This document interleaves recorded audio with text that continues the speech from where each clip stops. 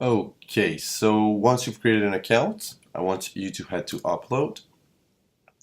And here is where you'll upload your files. You can upload from Dropbox, you can upload from Google Drive, Cloud, etc. Even Gmail.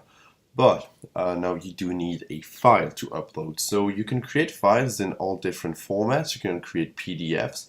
When you create PDFs, every slide of your presentation is going to be a page. But the problem with that is they don't really format correctly. The way I do it, and the way I suggest you do it too, is with a PowerPoint, so either a PowerPoint presentation or a Keynote presentation on Mac, and I do use Mac. Now, if you don't have Keynote or you don't have a PowerPoint, you can go ahead and download OpenOffice. Okay, this is Apache OpenOffice, so it's an open source software, okay, that has over 160 million downloads, and they do have an option to create presentations. But in my case, I'm just going to go ahead and use Keynote, all right? Okay, I'm going to choose a presentation to use here. Let's just go with this one.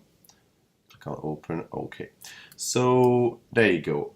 With Keynote, now I'm not going to walk you through the process of creating a slide because honestly, a baby could do it.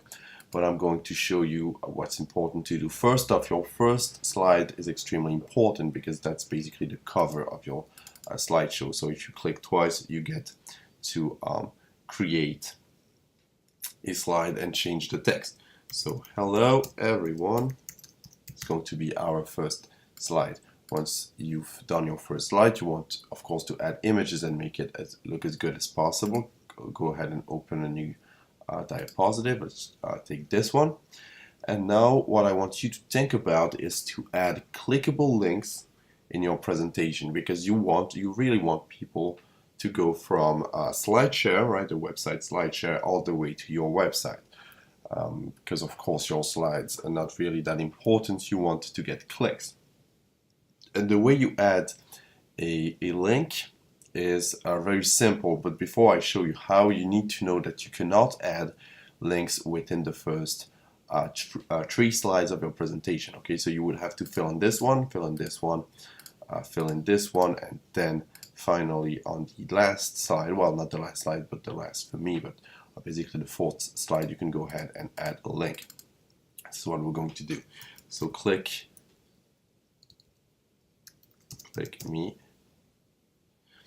And in order to add a link in OpenOffice and PowerPoint, it's really easy. There's a big link button, right? But of course on Mac it's always slightly harder. It's hidden. I don't know why it is. They always seem to like hiding stuff, especially important stuff, which doesn't make any sense. But you need to hold Control, click on it, click on Add a link, and now it says it's going to link to another diapositive. You don't want to do that. You want to head to web page.